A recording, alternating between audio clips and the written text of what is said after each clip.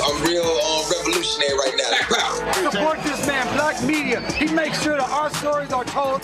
Thank you for being the voice of Black America, Roland. Stay black. I love y'all. All momentum we have now, we have to keep this going. The video looks phenomenal. See, there's a difference between Black Star Network and Black-owned media and something like CNN. You can't be Black-owned media and be scared. It's time to be smart. Bring your eyeballs home.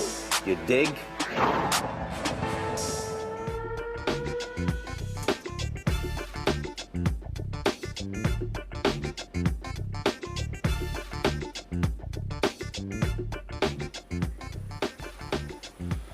Hey, folks, today is Thursday, August 15, 2024. Coming up on Roland Martin Unfiltered, streaming live on the Black Star Network. I'm here in Cincinnati. We're speaking in about an hour here at the Black Family Reunion. And so lots to talk about on today's show.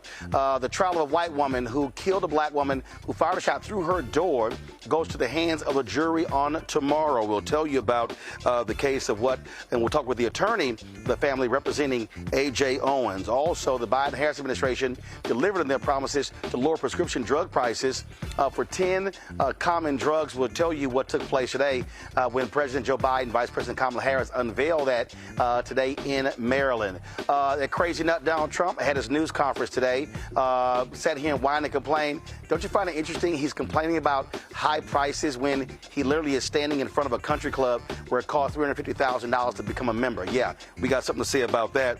Also, a Detroit judge who had a black woman handcuffed and put in a jail uniform because she was sleeping in his court has been temporarily removed from the bench. Her mother says, we're basically homeless. That's why my daughter was so tired. We'll give you those details as well. Plus, I told you, actress Erica Ashe was laid to rest on Tuesday in Georgia. A few years ago, I sat down with Erica for a interview series discussing politics with Be Woke Vote. We're going to share you that wonderful interview. Trust me, if Erica was still alive, she would be absolutely engaged and involved in this election. Folks, it's time to bring the funk. I'm Roland Martin Unfiltered, the Black Sun Network. Let's go. He's got it. Whatever the miss, he's on it. Whatever it is, he's got the scoop, the fact, the find. And when it breaks, he's right on time and it's rolling. Best believe he's knowing. Putting it down from sports to news to politics. With entertainment just for kicks, he's rolling. It's on go, roll, y'all. It's Roland Martin, rolling with Roland now. He's funky, he's fresh, he's real, the best, you know he's Roland Martin now.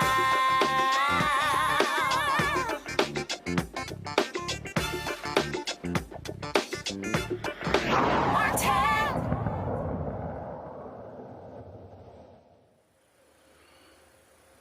The white woman in Florida who killed a black mother who was challenging her for confronting her children chose not to take the stand. So now the jury in her trial will get this on tomorrow. Susan Lorincz told the court she would not take the stand in her case. She, of course, is the one woman who was on trial for shooting and killing Ajike Owens on June 2nd, 2023 through a locked metal door. Now, the mother of four had approached Lorentz's home to ask her why she had thrown a pair of roller skates at her children.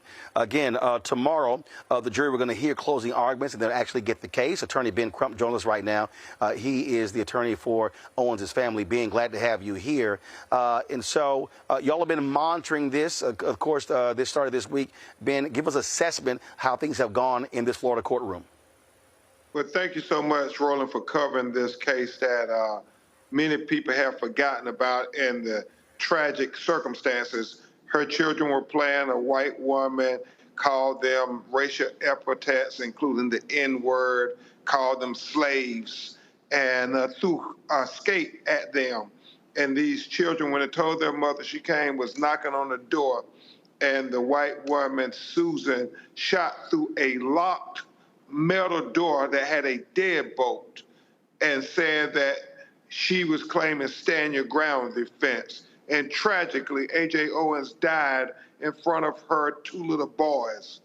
And so we remain hopeful, Roland, despite the fact that it is an all-white jury in Ocala, Florida, that would decide this matter.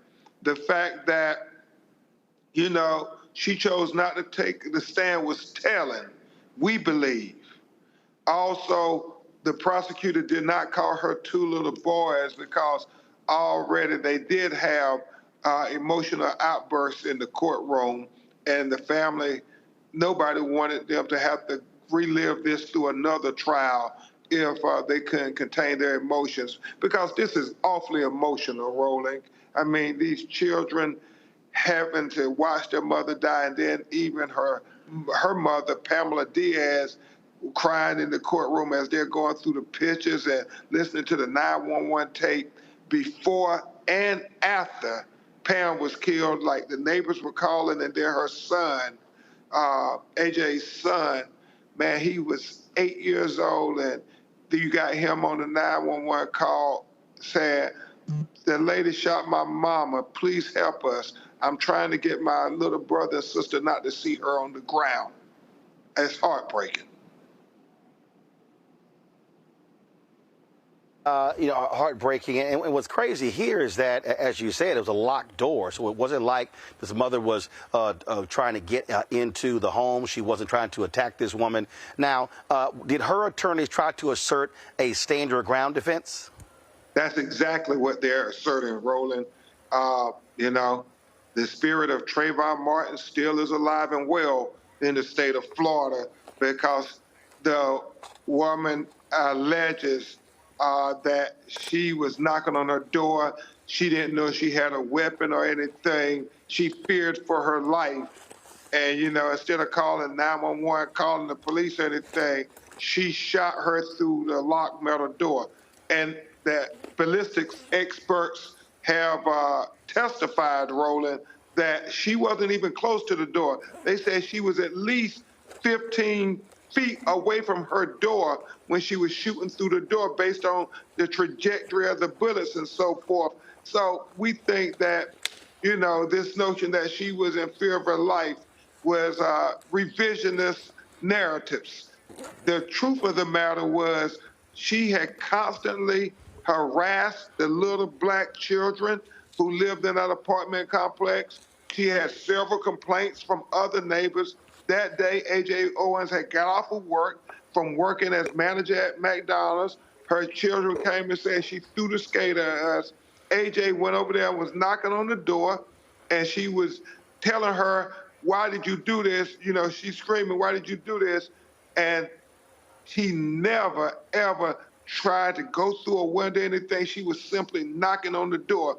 And we know, Roland Martin, without a shadow of a doubt, if the roles were reversed and a black woman shot a white woman through a locked metal door, the charge wouldn't be manslaughter, it would be first-degree murder.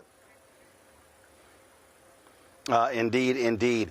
So again, the closing arguments tomorrow, and then the jury will then deliberate on that point. Since we last talked to you, Ben, the police chief or the sheriff in the town where, of course, Sonia Massey was shot and killed, he has since resigned. There was pressure being put on him by the governor and others for him to step down. He's initially called it politics. One day later, he stepped down. Just your thoughts on that decision.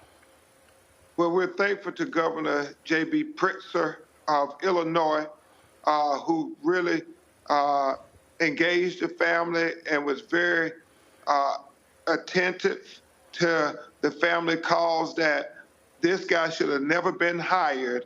6 departments within 4 years, and the fact that this sheriff didn't do a thorough background check. The blood was on his hands.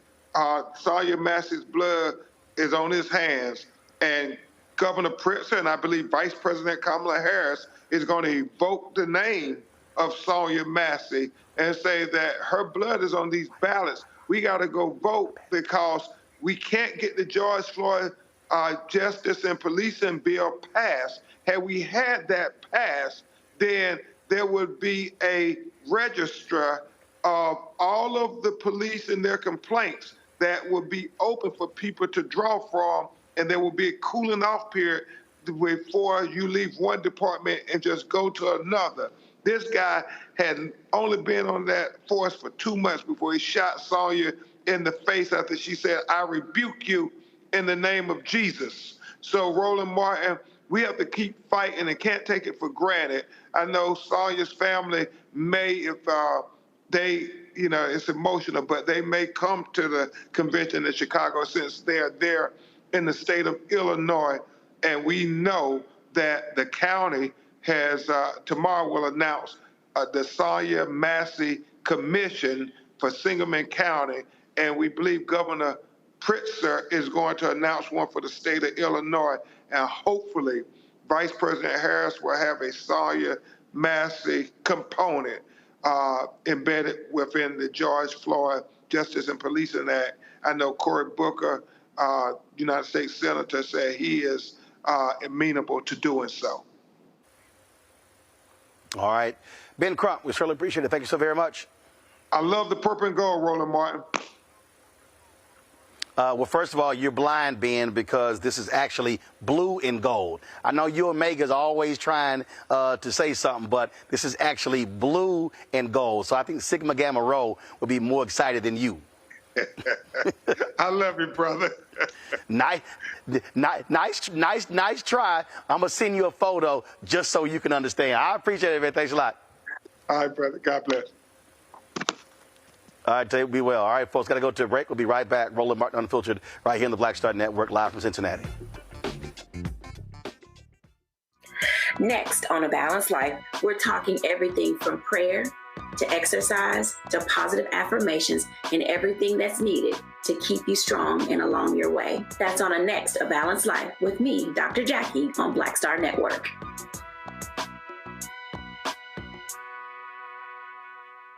On the next Get Wealthy with me, Deborah Owens, America's Wealth Coach, Black Americans have 1/10 the wealth of their white counterparts. But how did we get here? It's a huge gap. Well, that's why we need to know the history and what we need to do to turn our income into wealth. Financial author and journalist Rodney Brooks joins us to tell us exactly what we need to do to achieve financial success. You can't talk about why we are, as Black people, where we are, unless you talk about how we got here. Bridging the Gap and Getting Wealthy, only on Black Star Network.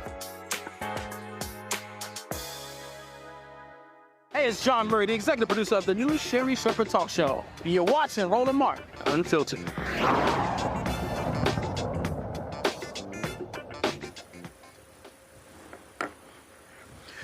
All right, folks, welcome back to Roland Martin Unfiltered. You know, when we talk about these stories, it's always just highly unfortunate that we have to keep talking with Ben Crump when these cases come up. But the reality is, if we don't, trust me, mainstream media is not going to give it the attention that it deserves. Joining us right now on our panel, Reese Colbert, host of the Reese Colbert Show, Sirius XM Radio, joining us out of D.C.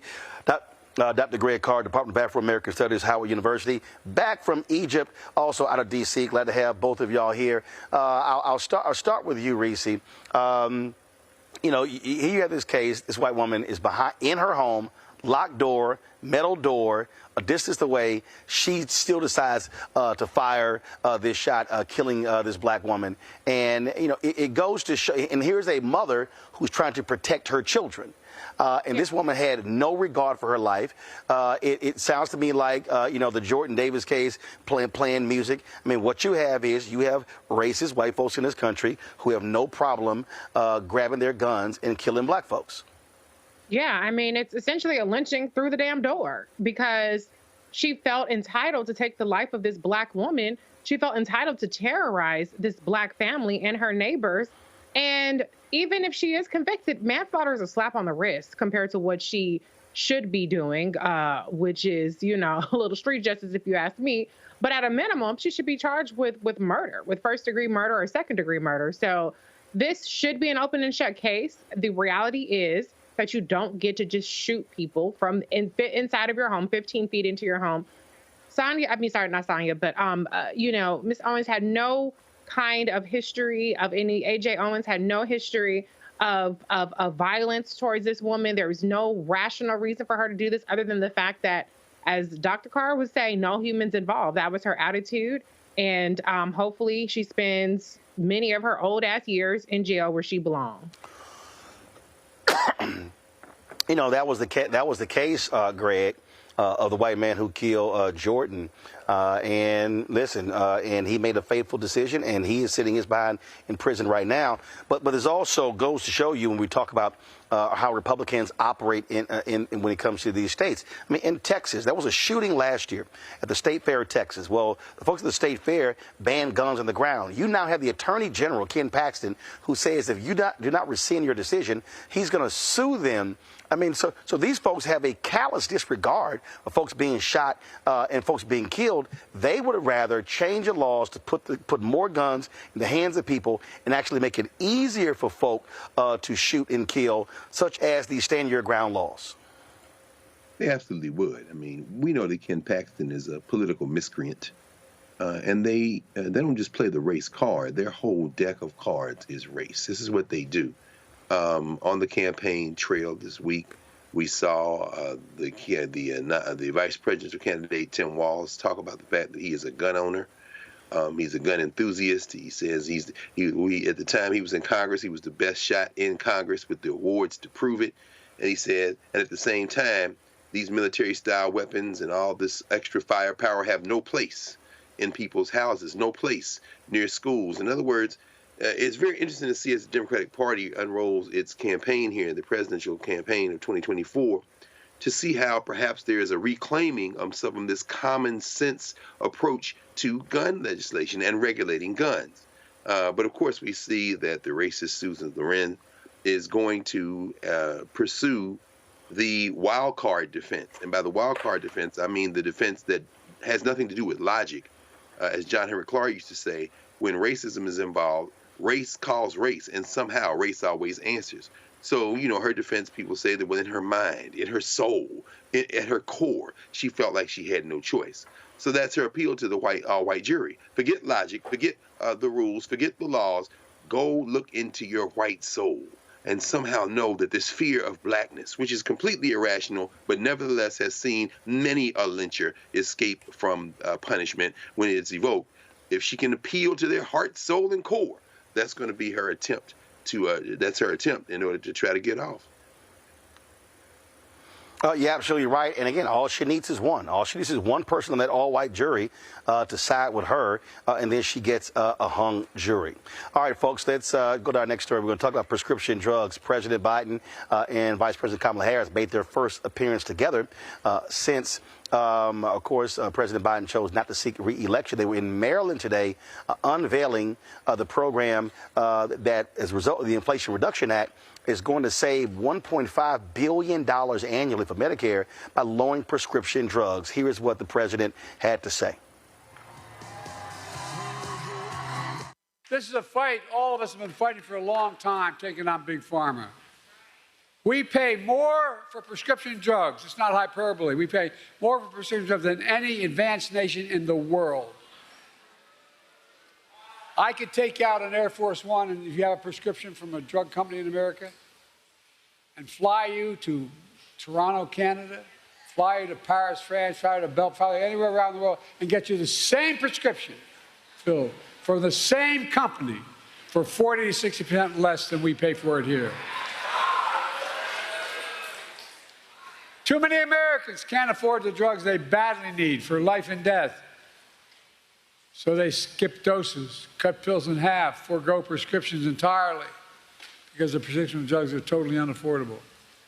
The woman you all met, the nurse you just met, she's paid $900 a month. Well, guess what, man? She's going to pay nowhere near that. $9,000. She's going to pay, guess what? Beginning January, every single prescription drug she has, including, God forbid, if she needs a really expensive drug like a cancer drug, maximum she ever has to pay is $2,000, period.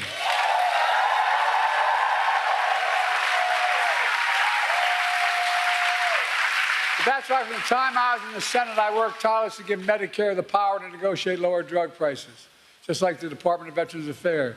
In fact, I was reminded by staff today, one of the first major bills I worked on was in 1973.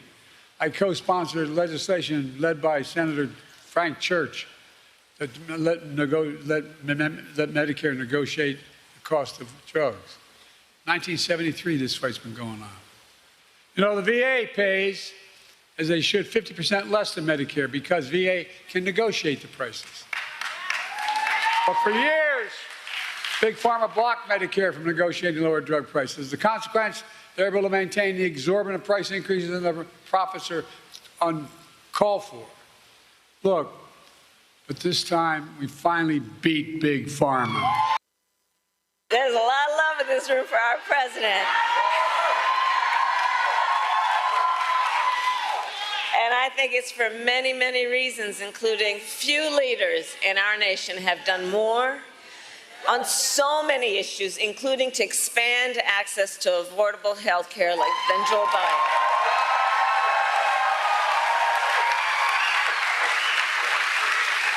And today we take the next step, thank you, Joe, forward in our fight.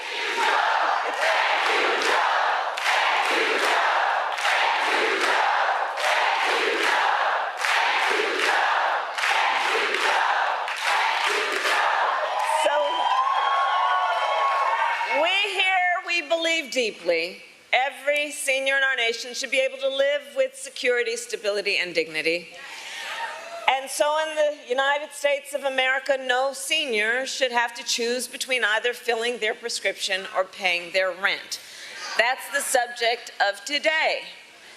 Because we know for far too long, far too many of our seniors have struggled to afford their medication. And as a result, seniors have been forced to spend their time trying to figure out how they are going to be able to fill a prescription like insulin based on the doctor's prescription, which is about saving their life, or whether they'd have to ration their pills to be able to make it stretch through a month.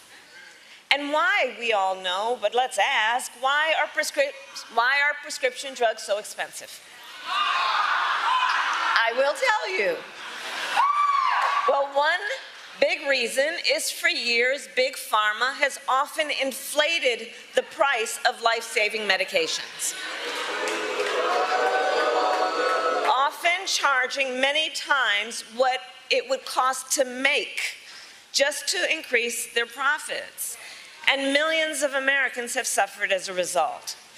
My entire career, I have worked to hold bad actors accountable and lower the cost of prescription drugs. As Attorney General of California, I took on pharmaceutical companies for deceptive marketing and illegally inflating the cost of drugs, and we won billions of dollars. As a United States Senator, I fought to pass laws that would make health care more affordable and accessible for all Americans. And as Vice President, together with Joe Biden, our President,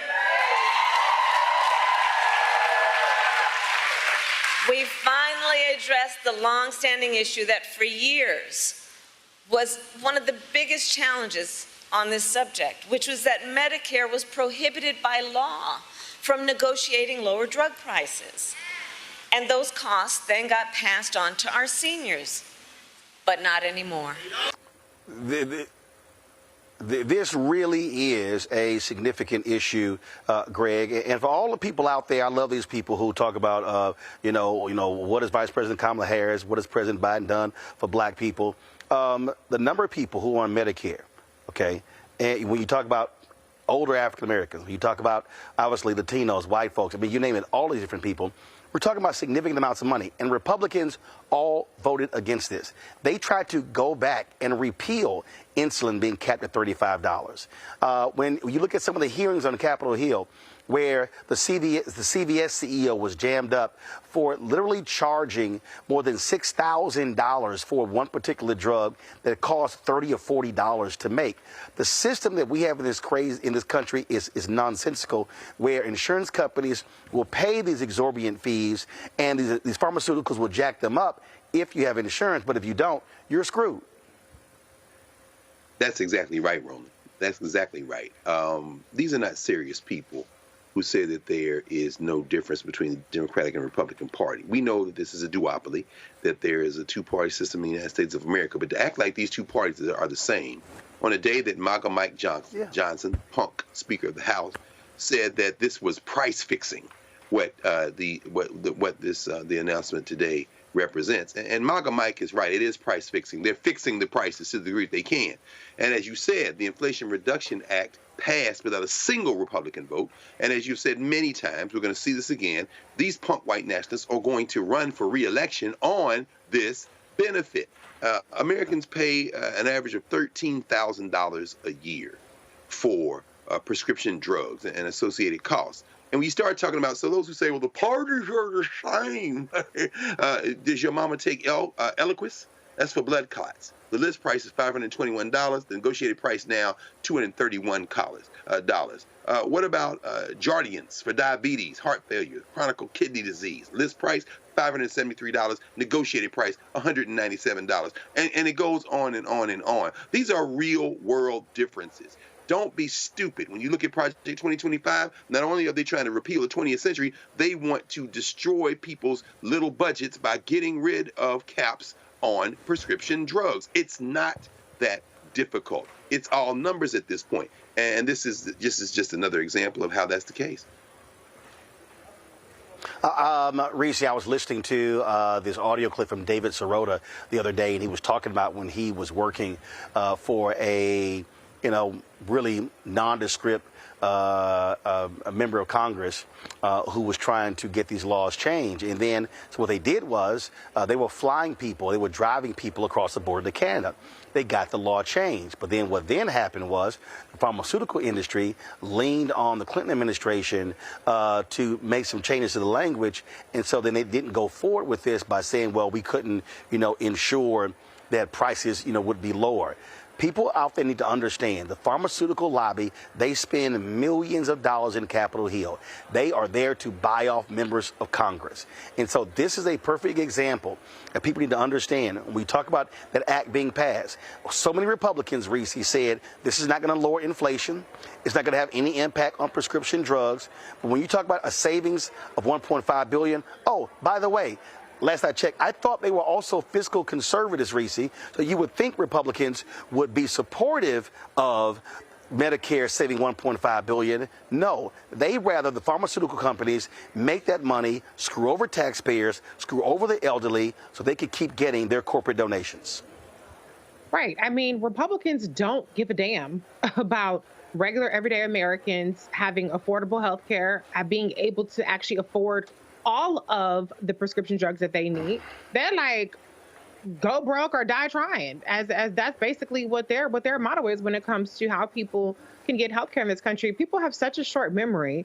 Not just the fact that we were in a full-blown pandemic 4 years ago, everybody was, fending for their lives, but even pre-Obamacare era where people were capping or were maxing out of their healthcare coverage, lifetime coverage, because they got cancer, or people were getting kicked off and then they couldn't get coverage again because they had pre-existing conditions. There are so many ways that Democrats over the past decade plus have vastly improved the access that we have to healthcare, have vastly improved the quality of the healthcare that we're paying for, and have cut the cost along the way. And so we live in a very individualistic society where if you didn't get your student loan debt canceled, if you don't get this tax credit, if you don't get this benefit, you like to hell with everybody else.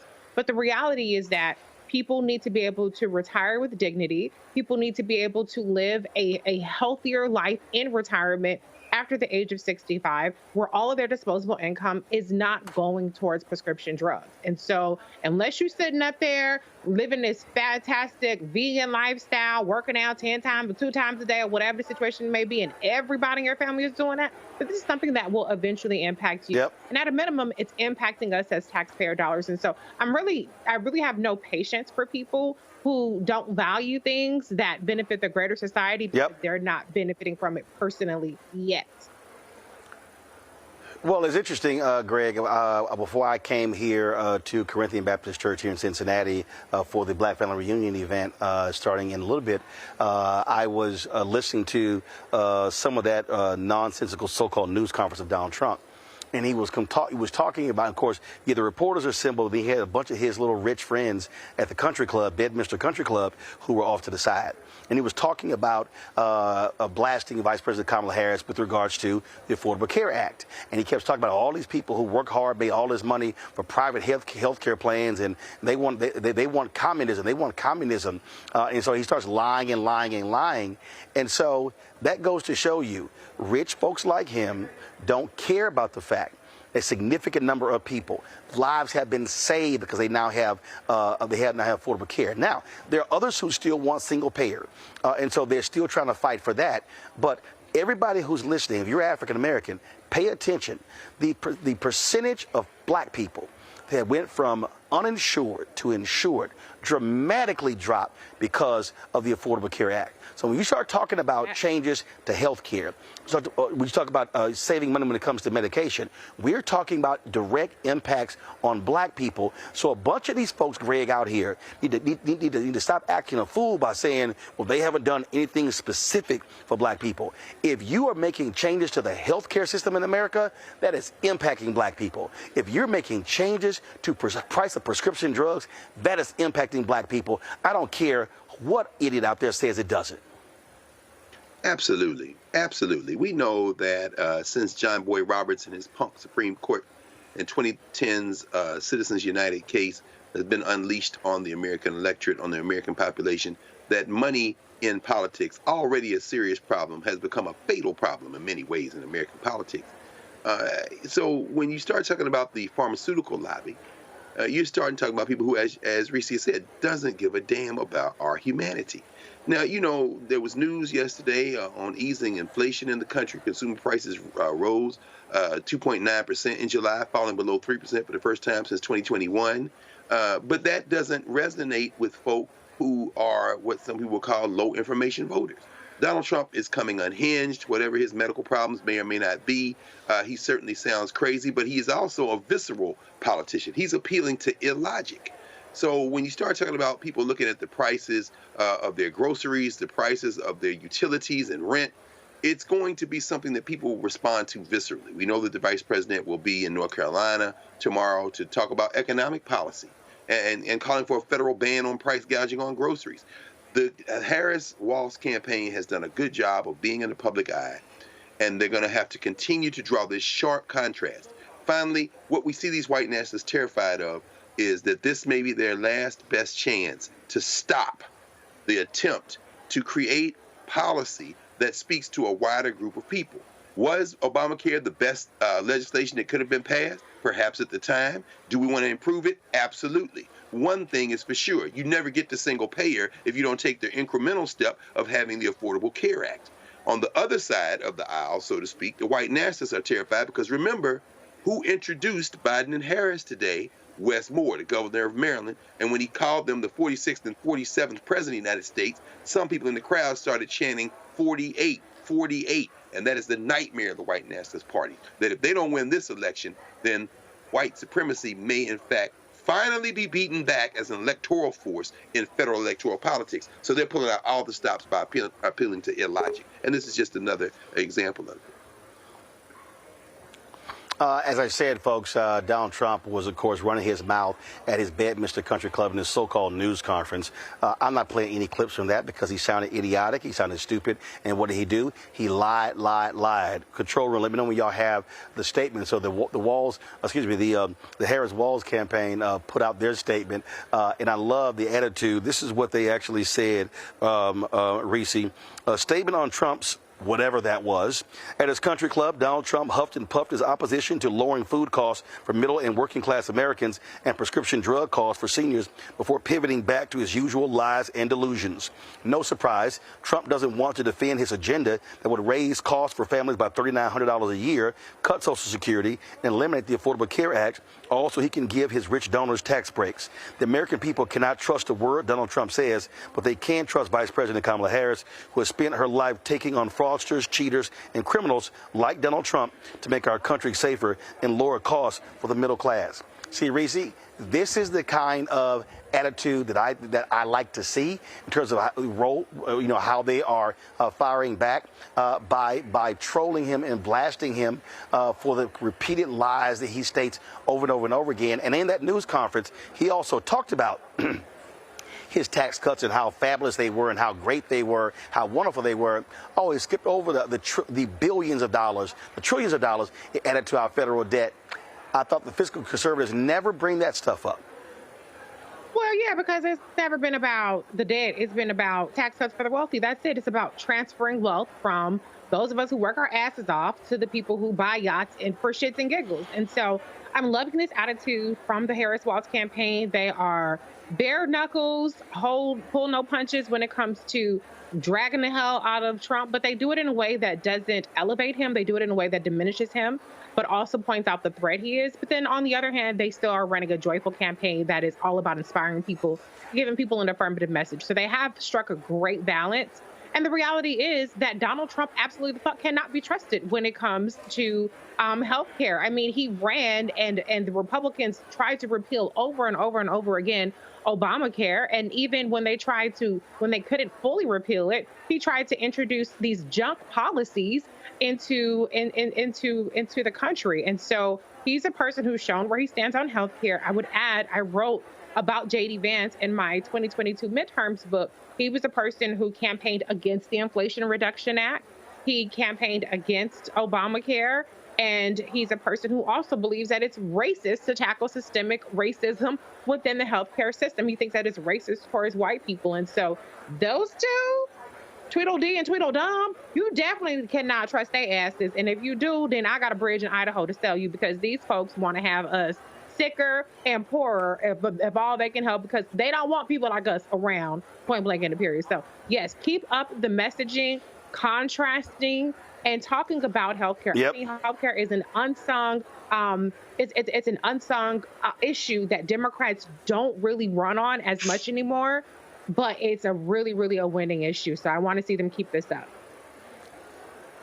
And Greg, it was also hilarious to watch him sit here whine and complain and say, oh my goodness, the stock market is going to crash like in 1929. And literally the on-screen graphic, even on Fox News, was showing the Dow up 500 plus points, being over 40,000.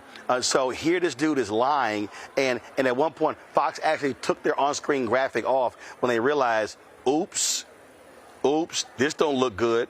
It goes to show you how deranged this person is.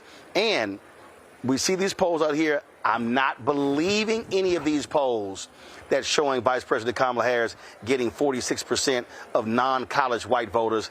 I ain't believing that at all.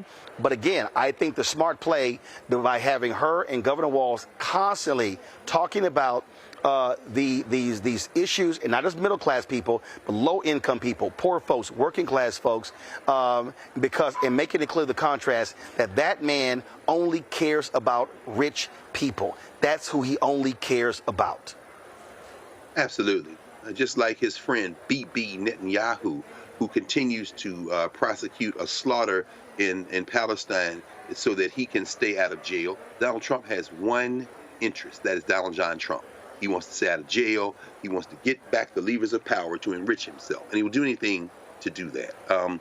The Republican Party has, of course, long ago taken leave from reality. Their strategy now is not to match with the Democrats over policy. It is to engage in the big lie. This is their whole strategy. And so the idea that calling them liars or exposing the lies will somehow put a dent in their strategy just doesn't fly.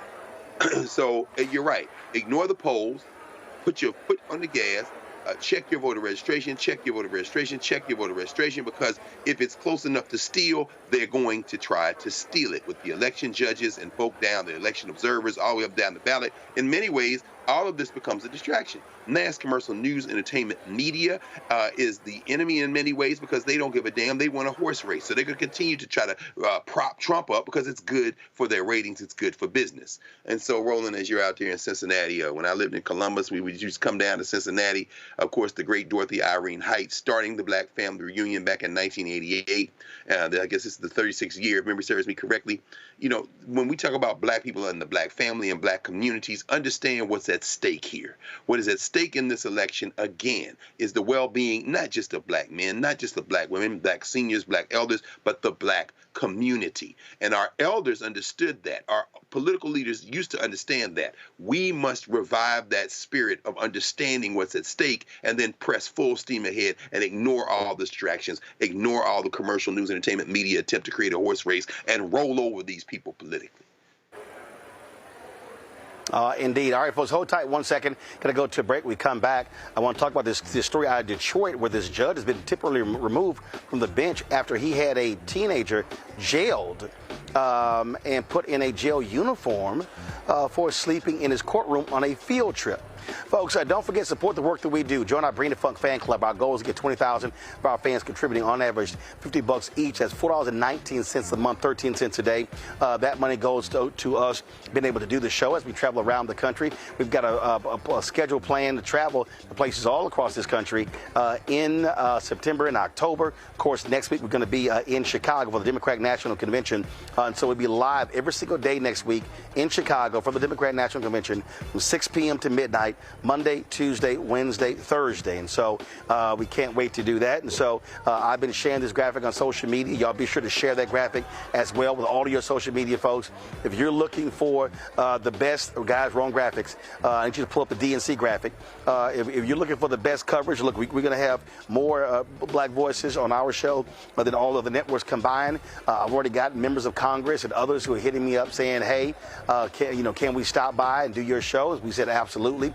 And so that's what we're going to be doing. So we'll be in Chicago Sunday and begin our coverage 6 p.m. on Monday. Again, if you want to support our work, please do so by joining our Bring the Funk fan club. Send your check and money order, P.O. Box 57196, Washington, D.C., 20037-0196. Cash App, $RM Unfiltered. PayPal, R Martin Unfiltered. Venmo is RM Unfiltered. Zelle, Roland at RolandSMartin.com. Roland at RolandMartinUnfiltered.com. We'll be right back.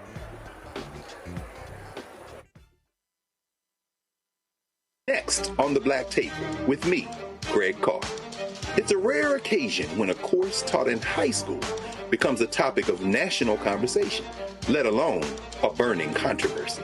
But that's exactly what happened with Advanced Placement African American Studies, courtesy of a certain Southern governor who's taking offense.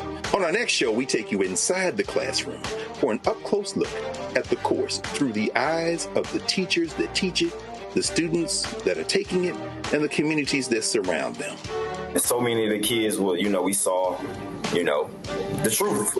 And, it just impacts those kids in such a big way. A master teacher round table on the next Black Table that you do not want to miss, right here on the Black Star Network.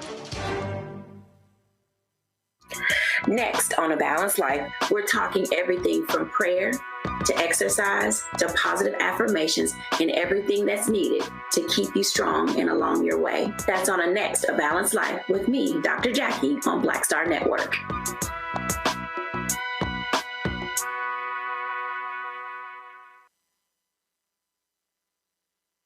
Farquhar, executive producer of Proud Family. Bruce Smith, creator and executive producer of The Proud Family, Louder and Prouder. And you're watching Roland Martin Unfiltered.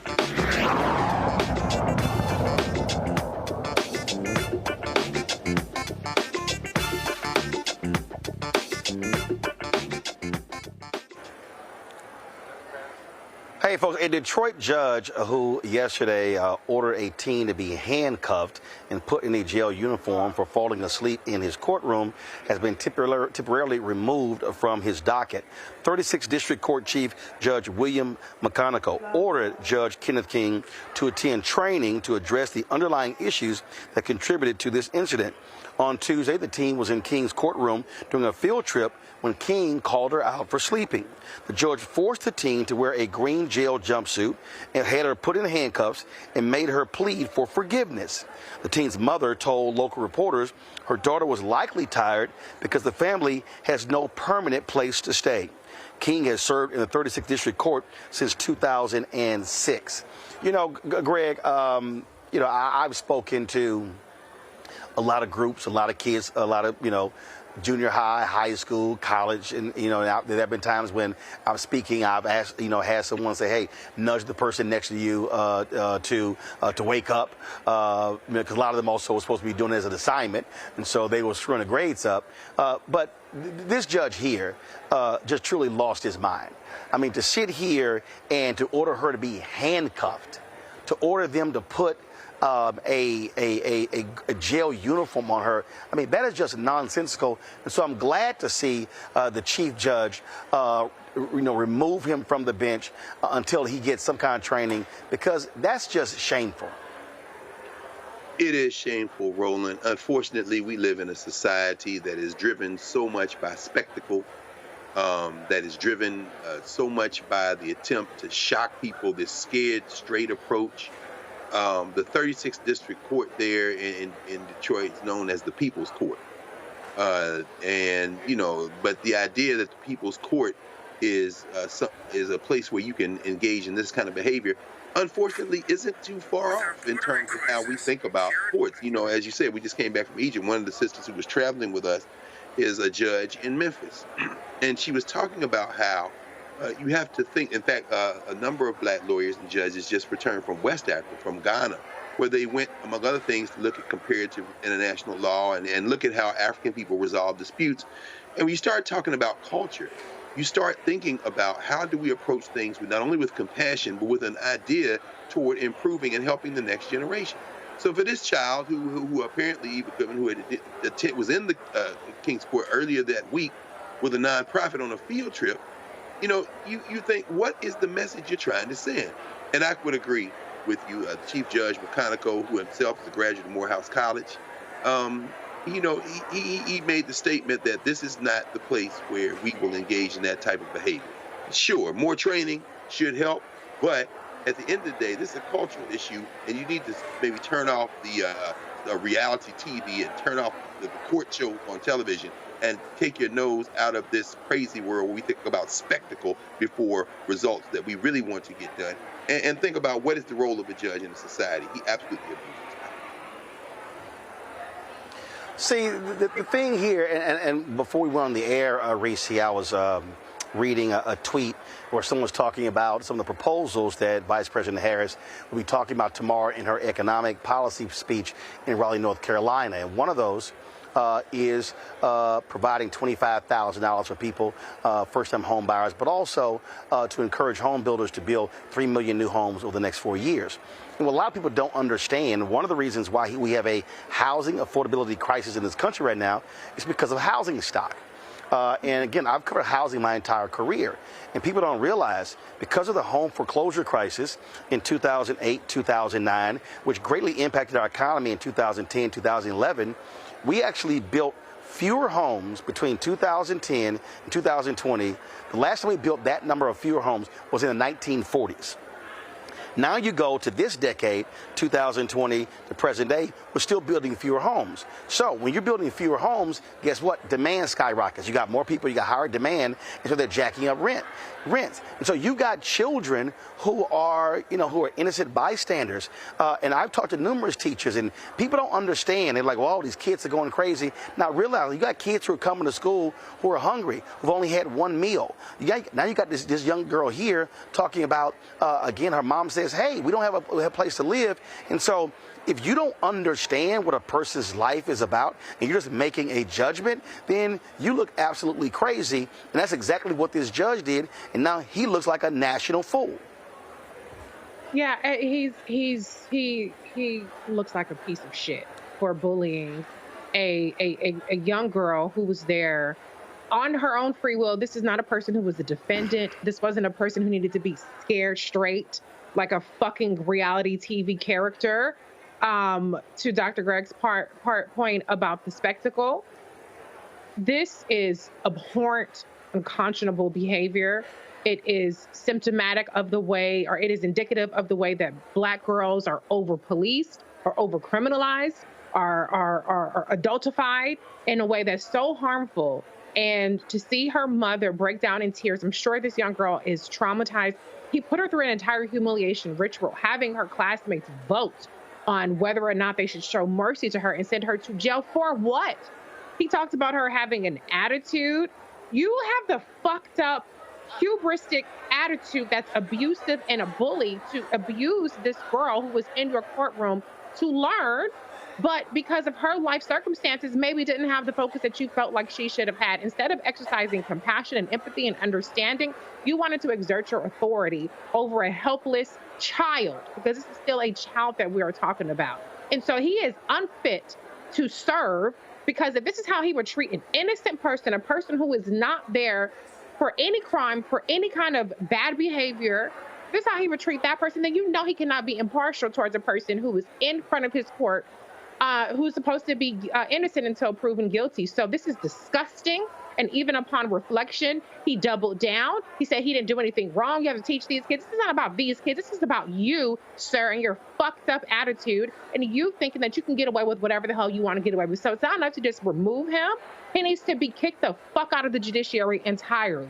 And he deserves to beg and plead for her mercy and for her apology. He has no business mentoring her. How ridiculous it is for him to say he wants to mentor her. Mentor her for what? On how to be a depraved asshole? I don't think so. So this is one of the most infuriating things that I've seen in a very long time. I hope that this girl and her family, I hope they have a GoFundMe that we can help get her secure housing. She's an excellent student, according to her mother. She's doing the right thing. And guess what? Even if you're having a bad day, even if you aren't a perfect student, even if you aren't a perfect citizen, you do not deserve to be abused and humiliated by a person who has authority over you, and certainly not in front of a group of your peers and on YouTube. I think I counted 5 or 6 F-bombs there. I think it was at least 5 or 6. I don't remember saying F-bomb. I don't think I said the F word. I didn't call him a motherfucker. But you don't remember? I'm sorry. You don't remember using the F-bomb? I don't remember. No, I thought I was being nice. I think. Okay, Reese. Okay, Reese. No, you did. Yeah, you said all that too. So I'm just letting you know, when you see the playback, you're gonna be like, "Ooh, I use it that many times." Wow. Yeah, maybe I will. I hope the folk in the church here didn't have the stream going and had it up too loud.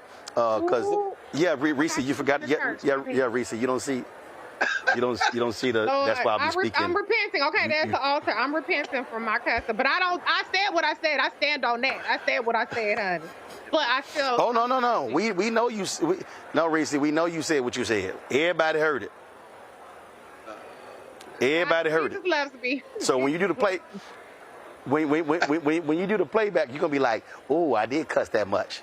All right, Reese and Greg, I appreciate it. Thank you so very much for being on today's panel, folks. We have a shortened show because again, I got to go speak in a little bit here. We'll be live streaming my speech as well. But again, let me thank Greg. Let me thank Reese. In the second hour, we're going to do is a few years ago, I interviewed actress Erica Ash, and it was with a Be Woke Vote project. And we were talking about politics and talking about social engagement. She was a sister who was very much engaged in that. Of course, she died a couple of weeks ago, at the age of 46. She battled breast cancer for 18 years. And so her funeral was on Tuesday in Decatur, Georgia. And so I wanted to further honor Erica. She was just a great sister by playing that, because what she talked about in that interview absolutely impacts us today in this election. And so her words matter. And I can guarantee you, if this election was, if she was still with us, she would be very much engaged, be at the DNC next week, focusing on this election. So we're going to go to a break. We're going to come back, and you're going to hear my political conversation with actress Erica Ash. You're watching Roland Martin Unfiltered right here on the Black Star Network, live from Cincinnati, the Black Family Reunion. Back in a moment. Next on A Balanced Life, we're talking everything from prayer to exercise to positive affirmations and everything that's needed to keep you strong and along your way. That's on a next A Balanced Life with me, Dr. Jackie, on Black Star Network.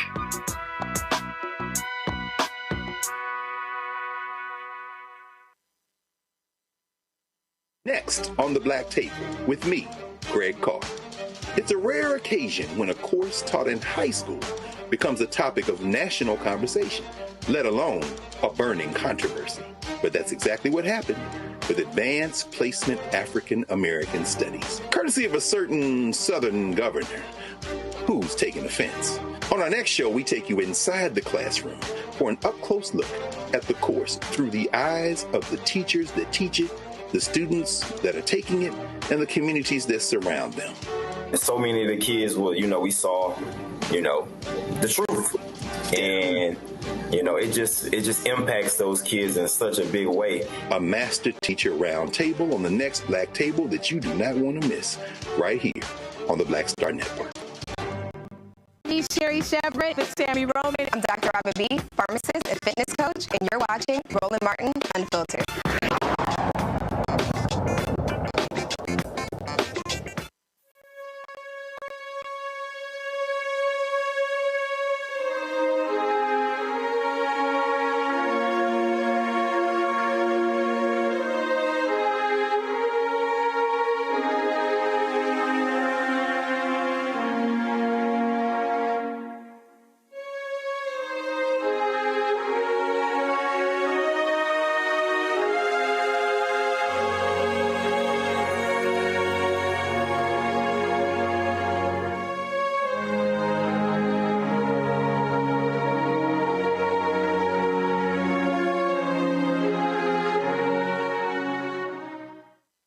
Roland Martin here with BWoke.vote. Well, of course, we're focused on 2018 midterm elections, trying to get you focused not just on the issues, but also on the importance of using the power you have to cast your ballot. Today, we'll be chatting with Erica Ash. She joins me right now, of course.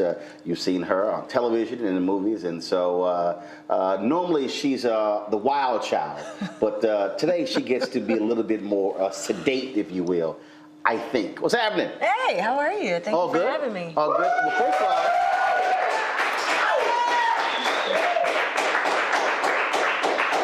so I see you broke out the proper attire. You know, I tried, but I put a little spin on it. I put like a little ethnic spin on the flag. Right. Know? So it's a little. But first of all, when I see that, I immediately think of the poster from Birth of a Nation with a man, Nate Parker, where actually the flag was a noose.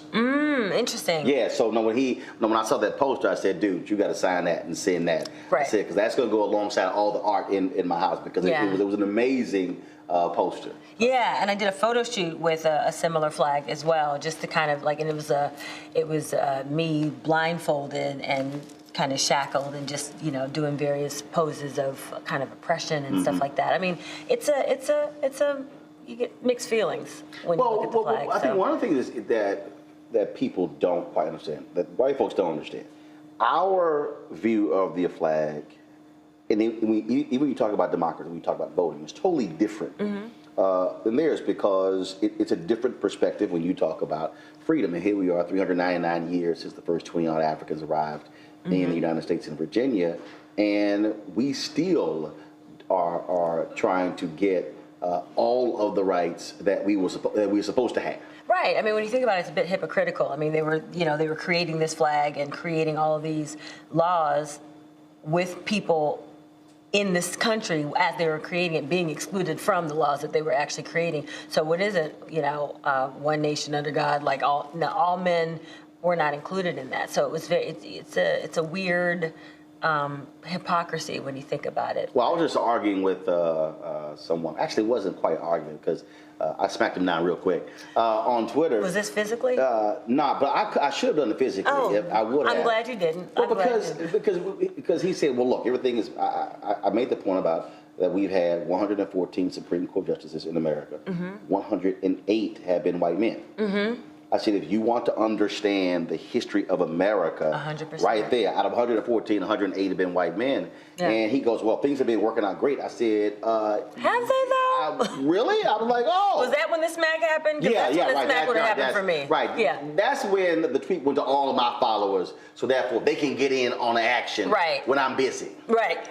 Yeah. Sometimes you just want to let them have it. It's like kind of like the Beehive for Beyonce. Sometimes you just don't want to get your hands dirty. It's like, you know what, this is too easy. I'm gonna just let y'all have this. Oh yeah, and they're very good at handling. I know they are. But again, it's a different perspective, because when you look at the history of this country, when you look at the fact that even when we talk about just this idea of voting, when you look at the efforts today with voter suppression, even the craziness with voter ID, people go, oh, but no, ID is simple. I'm like, yeah, but once you start going underneath, where you have to have a certain type of ID, we must see the birth certificate, it must be raised, it must be a certain paperweight. I mean, look, these are barriers that are put in place. Can I just be quite frank with you? I think that it even goes beyond that. I don't think anyone ever meant for us to get this far in voting. Just the way that it's set up, the language that's used. I think a lot of people end up not voting or being politically active because a lot of people just don't understand the terms. I mean, you know, I'm fully grown. We're reaching out and we're targeting the millennials and we're targeting Generation Z, which I don't even know how old they are. Like, what is the Generation Z? Like, how old are y'all? Yeah, my niece was telling me, she's like, well, no, we're not millennials. I'm like, what the hell are you then? And so I said, look, I'm not trying to come up with another letter. See, that's what I'm saying. It's no more letters. After you get to Z, we're done. Right. We're done. So what is it? Is it the end of the world? Like back to A? Right. Is it double A, double B? Is we doing broad sizes right now? I don't know what's happening. But I think at the end of the day, nobody wants to feel stupid.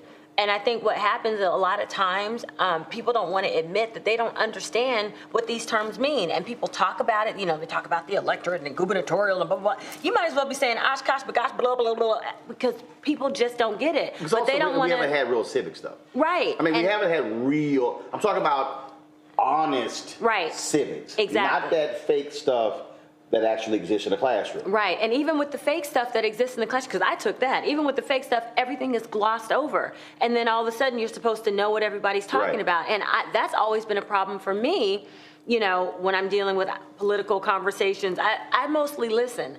And so I can only imagine what, these millennials, you 12-year-olds are out here thinking, when it comes to understanding what's happening in politics. I mean, you understand when it directly affects you. You understand, if I get pulled over, bad things could happen. But when you're talking about actually taking action to change what's going on in the political climate, that's where you're arrested because you're just kind of like, well, I don't really know who to vote for because this person is speaking way over my head. First of all, when you say arrested, there's a sister in Fort Worth who served time in federal prison. Mm-hmm. She gets out. Mm-hmm. She votes. She doesn't realize that she lost her right to vote. Right. She gets prosecuted. She's sitting in a federal prison right now, not only for voter fraud, but also parole violation. So she's in there for 5 years for simply casting a ballot. Now, we're going to spend an inordinate amount of dollars to lock her up for 5 years because she said, no one told me. And in fact, her probation officer testified that that there was nothing, it wasn't like you got out and it was kind of like, oh, by the way, here's a sheet of paper, you can't vote. Right. She had no idea. 5 years she's sitting in federal prison right now in Texas. And there are a lot of people who are in that same predicament. They don't necessarily go out and vote, but a lot of people, they don't know if they can. They don't know what to do, how to do it, where to do it. They get, all these documents and pamphlets in the mail, but they don't really understand how to dig through and figure it all out. So I think, the solution, because I'm all about solutions, is figuring out a way to reintroduce that into the school system. And we're talking to the generation that doesn't even write in cursive anymore. You know what I mean? Lots of things are switching. They can't read cursive. So, I feel like that's going to be the next step. The ballot's going to be in cursive. So then that's going to be another way to kind of rule us out. And that's going to be the new poll tax.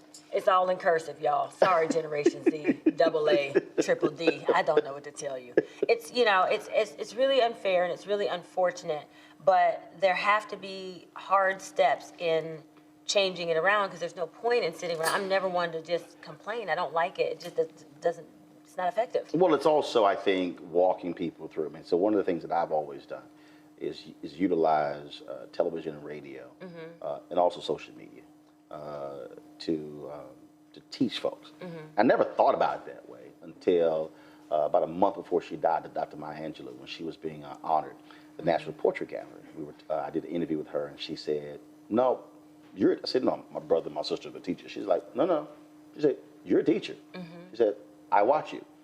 You actually teach." And I was kind of like, I never thought about it that way. But the reality is, to your point, the average person doesn't know. The reality is there is no affirmative right to vote in this country. There isn't. It was specifically set up that way. People think, oh, no, I have a right to vote. Actually, you don't. There's nowhere in the Constitution that says you have an absolute right to vote. We learned that in the Bush v. Gore decision when then Justice Antonin Scalia wrote that there's no affirmative decision there. Now it says on their constitutional amendments that say you as a woman and me as an African American can't be denied the right to vote. Right. But there's nothing that says no, you absolutely have that right. And then it's not from federal. That is also it's local. So you might live in a county. I live in a different county, even in the same state. I might have paper ballots. I may have punch. You might have electronic because the rules are different. And so it's this whole convoluted system that confuses people, even to the point where if you lived in apartment A and you moved to apartment B, in most places you have to re-register because you literally moved right next door. Right, or right across the street because you've changed zip codes. You've got a different polling place. But when you think about it, when you break it down, when you think about, okay, So not only do I have to figure out what these candidates stand for and what they're talking about when they're giving all these speeches, and literally every other word I might have to look up in a dictionary just to figure out where their viewpoints are. I have to also figure out, okay, I have to look at my history. Am I allowed to vote? Is there, will I be arrested sitting in federal prison because I cast this ballot? Then there's, well, what county am I in, and where do I go now to vote? And then it's, okay, there are all these others, all these different categories of people to vote for. It's not just the president of the United States. Right. It's just, you've got your governors, and you've got your senate, you've got your statesmen, like all these different things that you have to, and then all of those, all their platforms are not, they're not laid out there. Do you know what I mean? Like, you have to go and you kind of have to like put the work in. Yeah, exactly. And so there's a lot to do, and I think that it's overwhelming. Just say, you know what? Right. And it's much easier to just be like, you know what? There's too many things. We're going to probably have in the midterm elections more than half of the American population not cast a ballot. Yeah, unfortunately. But then I also have this other view where my deal is very simple. I use two versions. So one, I use one for mainstream television. Mm-hmm. I say vote or shut the hell up. Mm-hmm. But the other one really is vote or shut the fuck up. Right. Because I can't because there's nothing worse for me than people who complain about a system. Mm-hmm. Because folks really don't understand that literally everything in our life is impacted by the ballot. Right. There's nothing in our lives that isn't determined by politics some way or another. Right. If you were wearing something that was actually exported from another country, they had to go through a particular procedure that was established by government. Right. Folk walk around, that's why I love all the Republicans who say, I want limited government. I'm going, good luck with that. Right. I mean, you can go, even if you decide to go live in the woods, trust me, you got to figure out, well, I'm living on federal land or am I living on some other land? Right. And that's also, I think, part of this piece where people go, oh, no. None of that stuff matters anything in my life when, oh, yes, it does. Mm-hmm. It matters a hell of a whole lot. Well, I want to go back to two things that you said. The first one, I definitely agree with my Angela. You are the consummate teacher, and I think that's why so many people really, really love you, and why I'm so happy that you are actually a part of this BeWoke.vote campaign.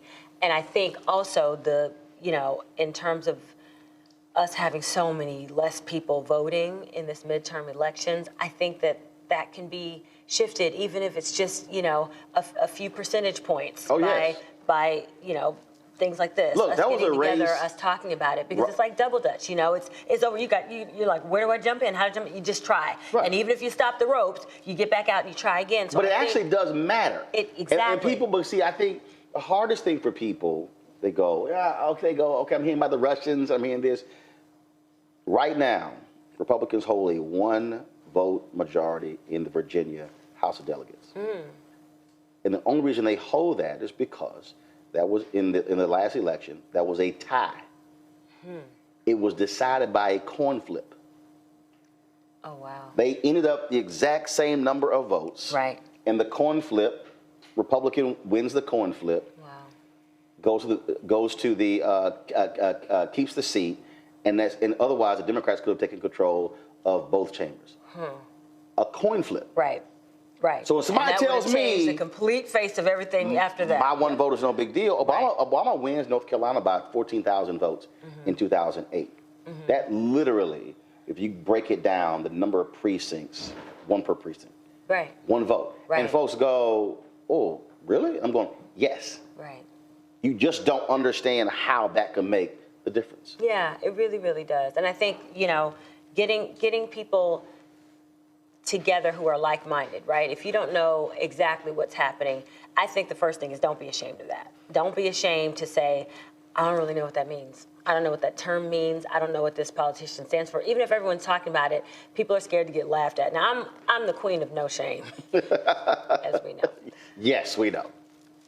But I feel like a lot of people, like, the ego gets in the way, right? Yep. And you don't want to be the one friend that looks stupid. I'm always looking stupid. But the thing is I'll ask questions. I'll say, yep. You know what? I haven't watched TV this weekend. What happened? Talk to me. Right. So my friends now know. They're like, oh, Erica's come out from under her rock now. Let me explain to her. But I have to do that because I wouldn't know what's going on otherwise, because it really does get confusing. And I get, like, it's overwhelming, and I get mind overload, and I just have to shut everything off. Look, I have other friends who are celebrities who, Michael Bibbin. Pippins, New Edition. So Michael called me. He was like, he said, dude, he said, okay, what's going on with this?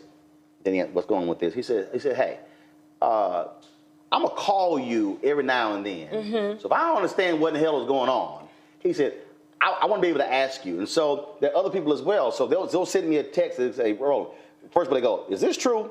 Right. And then it's, okay, what's the real deal with this?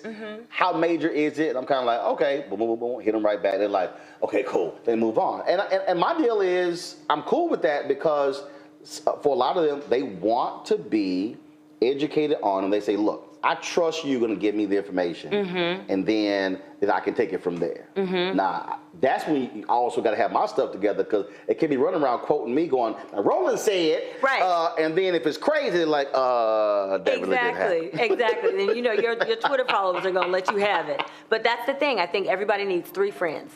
You need that one friend that's not going to make you feel stupid because you say you don't know. The one friend who does know everything and can spout it out. I mean, like, you know, like a Roland Martin Jr. And then you need that one friend to translate. I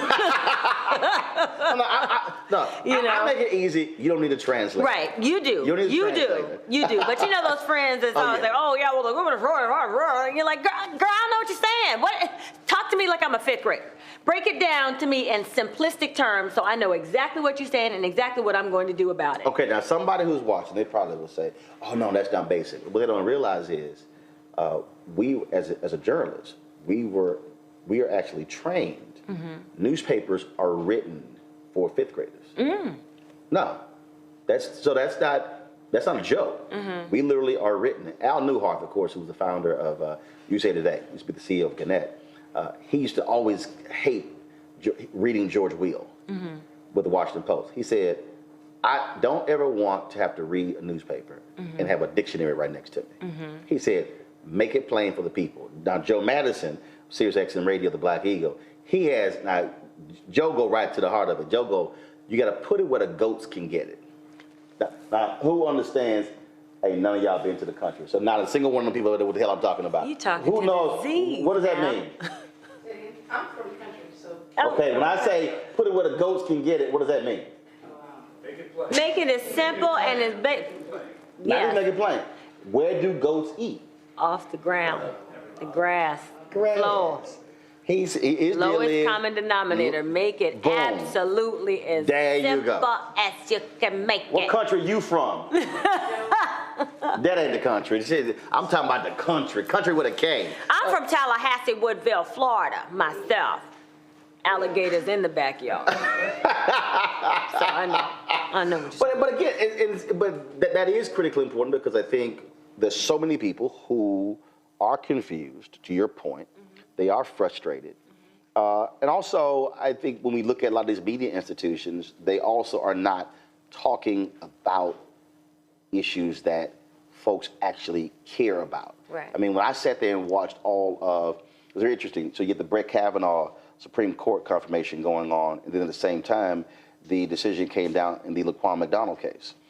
And so when the jury verdict came down, not a single cable news network broke away from waiting for Susan Collins to give a speech to say, hey, this story out of Chicago, Jason Van Dyke has been found guilty. Right. It was just all sort of the same thing, and I think that's also a huge deal.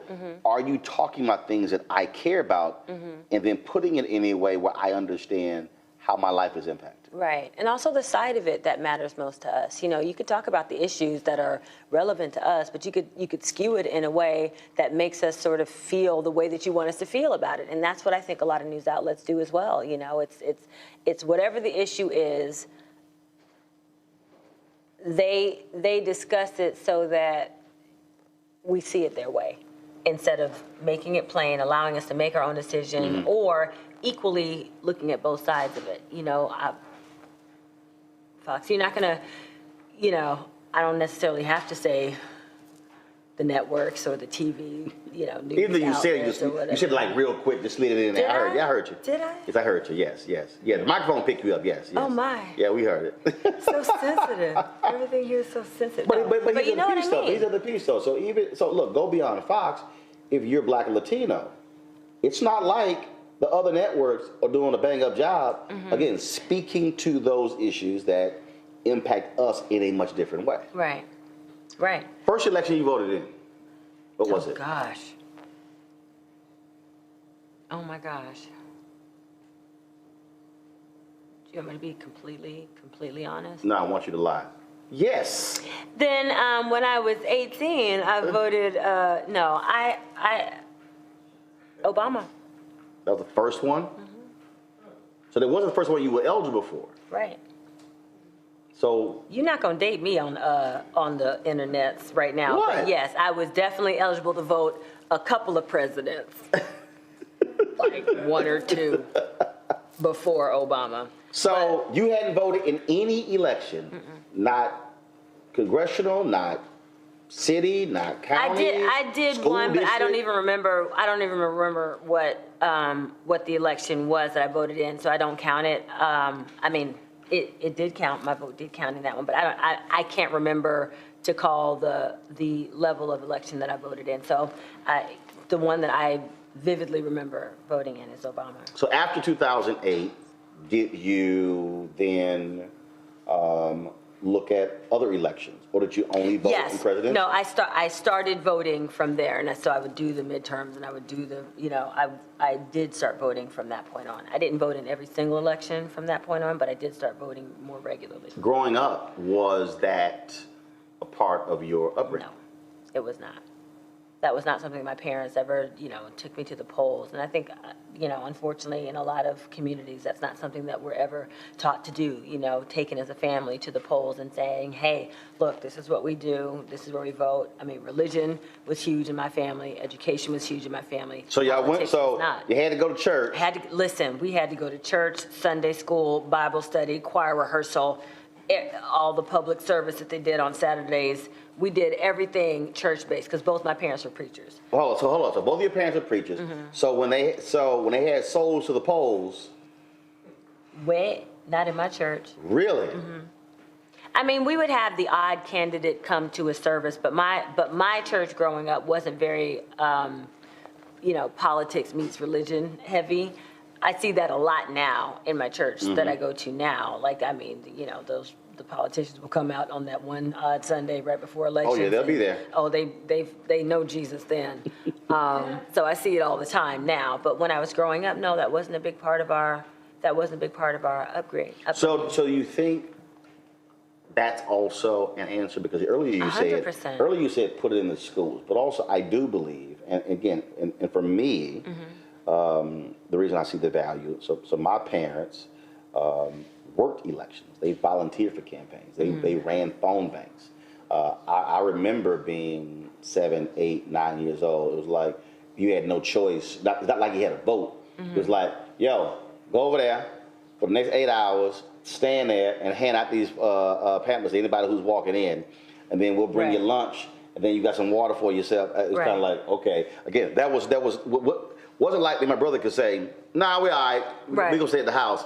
It didn't work that way. And so for me, that was a huge part of my upbringing. And look at you now. And it's very interesting because for me, service was a huge part of my upbringing. And that's just something that's just, it's a natural thing. I don't think twice about going out and doing community service. I don't think twice about giving up my Saturday mornings, even if I stayed out late on Friday nights. I don't think twice about going to church in the mornings. I think that might be even bigger than the civics piece in schools. I mean, I think that at this point, having that in schools at least gives the children the opportunity to go home and ask their parents, so Mom, Dad, what is this? What do you think we should do about this? This is what I learned in school today. Let's talk about it. At least gives the children something to bring home and start a conversation with. However, if the parents start that for the children, then, then the children can go to school and say, hey, why am I not learning this here? Why don't I have a civics class? You know what I mean? And we'll have more Roland Martins running around here. So there's gonna be a problem there, because when I went to school, let's just say we got into vigorous debates with teachers when it came to government. In fact, I got thrown out. No, because it was a government class. It was 11th grade. Yes, me. Roland. Miss Joseph, I don't know why first of all, I don't know why, I don't know why she decided. First of all, here was the problem. She was wrong. You know, Ms. Joseph is watching this thing. You was disrespectful. That's what it was. She was wrong. She was absolutely wrong. She said, a person who's out serving as president can't serve more than 8 years. I said that's not true. I said it is true that they can only serve 2 full terms. But I said if a person becomes president before the second year, I said they can continue. And she argued with me. I said, I'm sorry, the facts are right there. Lyndon Baines Johnson became president on November 22nd, 1963, when Kennedy was assassinated. The election was in November of 1964. I said he could have run for a second term, which means that he would have served about 9 years as president. I said, how are you arguing? So she was like, and I'm going, it's right here. See, and I bet you raised your voice just like that. I did. You're wrong, Miss Joseph. She was instead of wrong. saying, with all due respect, but these are the facts. It's about the way you present it. No. And She was mad because I busted her. And I bet you said that. You mad, Miss Joseph? You mad, Miss Joseph? So then she kept coming at her brother, and I said, okay. So I had like 103 grade in that class, and so we had a test. We had a pop quiz, and I said, you know what? I said, I ain't gonna take this pop quiz. I said, I'm just gonna put just 1, 2, 3, 4, 5, put a 0. And I said, now what's that gonna drop my grade down by 102.1? See. Wow. What? See, I mean, your mouth was fast. That's what it was. That was the problem. It wasn't about what you were arguing, because I think, you know what? She was you wrong. And I agree with you that she was wrong. All she had to say is, Mr. Martin, I stand corrected. Okay, here's the problem. Now, you know you went to school in a time where teachers weren't saying Mr. Nothing to no kids. But see, Mr. Martin, you wrong, and you right and I'm wrong. When you get corrected, that's when you have, Mr. Martin, you are correct. Listen, and you just would not leave with anything less than that. But you know your Precisely. Old school. She wanted you to come at her in a way. She could be old school if she wanted to. That's Bottom why line, you got she was kicked wrong. out. Bottom line, she was wrong. I'm sure she was, but that's why you get kicked out. I was a well-read student. In government? I believe it. Look at you now. Government? Yes. Oh, hell no. We ain't gonna sit here and just think. Well, you just basically answered the question right there. I mean, the way that you were raised, the fact that your parents took you to the polls, the fact that they did not make it a choice for you, they actually exposed you to that in a way. Then my dad watched about 5 hours of news a day. Like, matter of fact, growing up, there were a lot of TV shows I never saw the end of because we would have to turn 15 minutes before the news came on because he didn't even want to miss the promo. I was like, bruh, there's like a 2-minute break at like 58 and the news at 10. Right. We can watch till 58. No, I wouldn't do it. So, I mean, so, right. No, so you talk about that. And in fact, what was interesting is when you talk about, and I use this in speeches all the time, the importance of being aware of those things. I was in 11th grade and it was career day, which we had no idea it was career day. And so we had 2 speakers who came by the class. And so one of them was an Asian woman. She was a municipal judge in Houston. And the other one was a white guy who owned an import-export business. But he also happened to be the former chairman of the Texas Republican Party. Okay. And so when it came time to ask questions, we sit in the classroom and it's 30 plus students in the class, all black, and folks just like, I ain't got nothing to say. Let's just end this. And I'm kind of like, so y'all ain't gonna ask no damn questions. All right. And so I start hitting home with questions. And so this was when Reagan was president. I started hitting him with Reagan policies. And I know he was looking like, I don't know who the hell is the black boy sitting on that side of the room. Right. He hit me with some policy questions. Right. And so so what ended up happening was I walked him to the next class. We ended up talking, and he was like, man, he's a pretty bright student. His daughter was at TCU, Texas Christian University. He said, man, they could really use a student like you, but they were private. I'm like, I ain't going there because we ain't got private school money. But what ended up happening was he had called my parents at night. We stayed in contact. But 2 years, so that was 83 years later, we were going to the National Association of Black Journalists Convention in New York, my first one. And we were broke as hell, like broke. None of us had money. And so we sent 30 letters to foundations all across the state of Texas. We got 29 rejection letters. Then one day, this was like the last letter. We get this letter, I open it up, hey, blah, blah. Glad to see that you're still involved in journalism. Encloses a $1,000 check from our foundation. Hope this will help you guys go to the convention. And it was that guy, George Strait. Wow. That's a beautiful full circle moment. That check allowed us to go to the convention. And nearly every job that I've had has been a result of the relationships that you established through NABJ. Wow. And so when I tell young folks, first, people go, oh my God, it was $1,000 check. I said, no. I say, you shouting the wrong thing. Right. I said, the shout is not getting the check. Had I not asked questions, but then had I not watched the news, had not paid attention, had I not read the newspaper, I would not have been able to ask the questions. And then he would not have been able to recognize me. Right. I would have been like the other students just sitting there kind of like, I don't know when this white man gonna come out of the office. And so I tell folks that even though he was a Republican, it doesn't matter. Let's take it back. So you're saying, had you not asked questions, had you not watched the news because your dad came home and made you, cop out of your show 15 minutes early, had you not read the newspapers, had you not had your parents who took you to the polls, had you not had, you know what I mean? All of that established a foundation. Exactly, and that gave you the confidence to be able to go toe-to-toe and ask those questions, again, it goes back to my point. Nobody wants to look like an idiot. Nobody wants to be the fool that doesn't know stuff, and you ask a question and people look like you are really good at doing. No. I only do that when they get it stupid on television. And then, and that's by design. Right. Because when they really say stupid stuff, that's why I'm kind of like, I'm about to whoop you. You know what? That's my favorite part of watching you. That's my favorite part of watching you because you're talking 2, 3, 4 people who are all supposed to be sort of on the same plane in terms of political intelligence, going toe to toe. Make them look stupid. It actually is really good television. I'm talking about in a classroom where the playing field is level, right? You've got that one person whose parents did what your parents did, and that's not dissing parents who didn't do that, because I'm going to tell you, my parents were very, very concerned with making sure that we were well-rounded, but that's just not something that they were very exposed to. Which is why connecting the dots matter. Because the thing is, if we begin to connect the dots. So I had a young girl who calls. She was a young woman in 2016.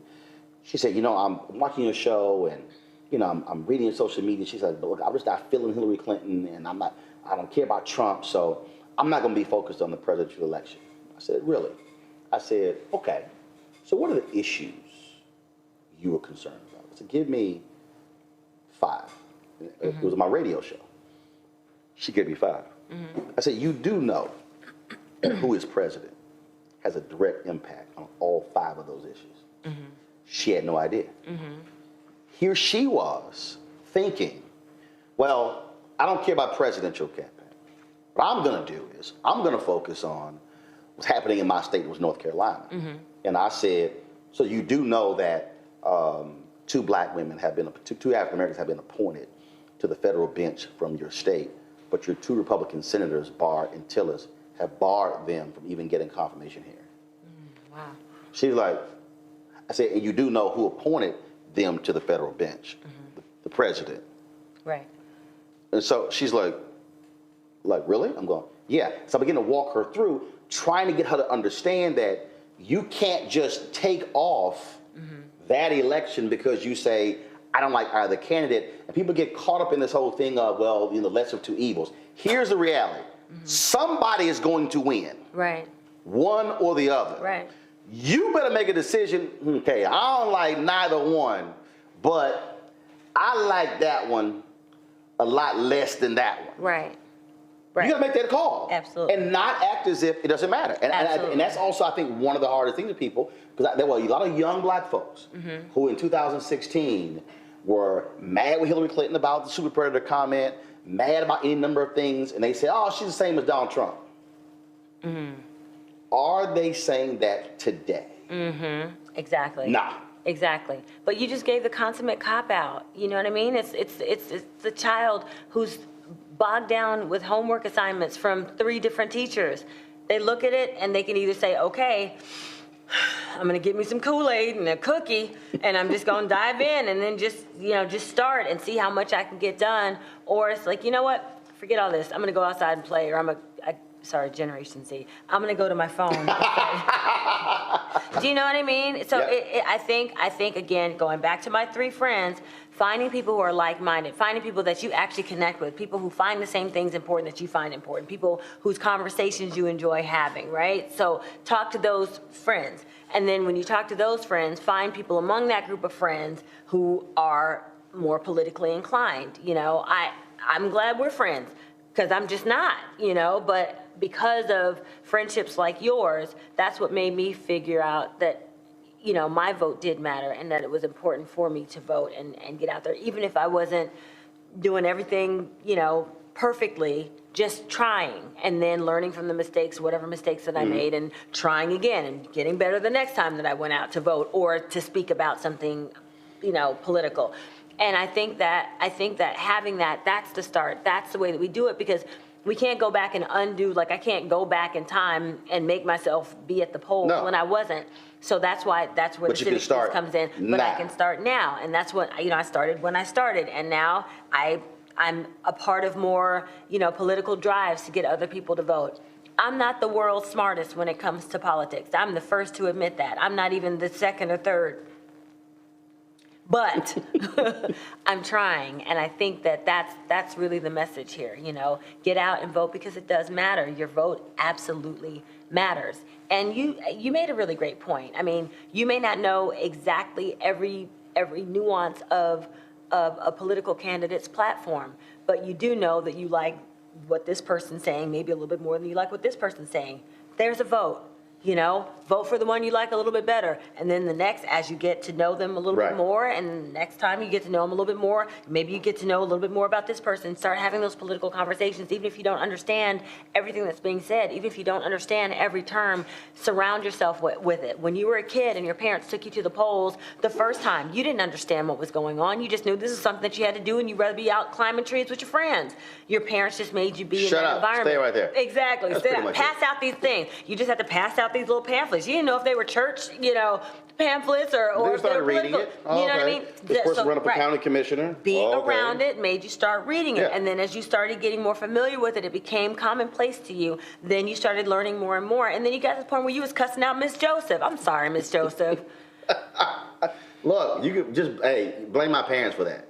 Mm-hmm. Blame them. They didn't beat you. And then of course, the problem is, then I got all these P's and U's in conduct in school, because you really dating yourself, because I don't care. I got P's and U's, and then of course then I get my ass whipped when I got home, because I was talking so much in school. But see, now my parents are retired, living in my house, and the car they have is paid off. So they can't talk back either. So you just mouthy all the way around. No, because of the money I make now talking. So now my dad's like, don't stop talking. Right.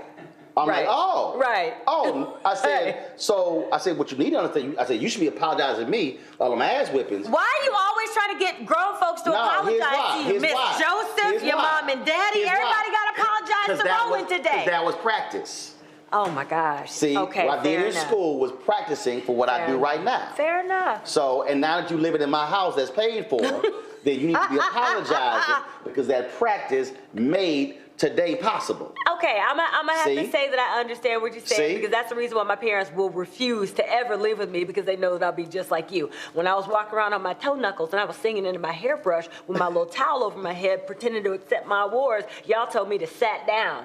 Not sit down. Sat down. Right. Now I'm out here acting, and I'm doing all the things that I used to walk around imagining in my head that I was doing. So what now? Right. They're like, they're not gonna hear it. No, you're right. Oh, we always knew. We always knew. I will be quick to remind. See, and they won't even give me the satisfaction of being in that position. They're like, yeah, cool, you be over there. Oh, just do what I did. I did it standing in front of a church when I had to give a sermon, and my dad had to go back to my brother's house to give more copies of my books, because we sold out at the first service. Oh. And so when he was walking in, I told the story on the microphone about all the beatings and everything. So he couldn't say nothing. There's about 1,000 people sitting right there. Right. So yeah, I told the story. I told the story. I don't care. When you got the microphone, you control it. That's right. A couple more questions. Okay. When you talk about issues in public policy, How do you use your platform in terms of the work to speak to these issues? The legal show you did on BET.